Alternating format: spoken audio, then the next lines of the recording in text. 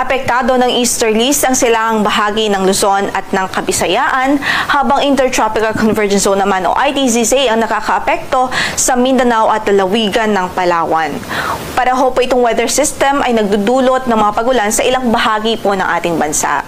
Samantala, update muna sa low pressure area na minomonitor natin. Huling nakita po ang sentro nito sa layong 1,150 kilometers silangan huyan ng Eastern Visayas. So as of now ay nasa labas pa po ito ng ating area of responsibility, but in the next 3 hours o ngayong umaga din ay inaasahan nating papasok po ito ng PAR.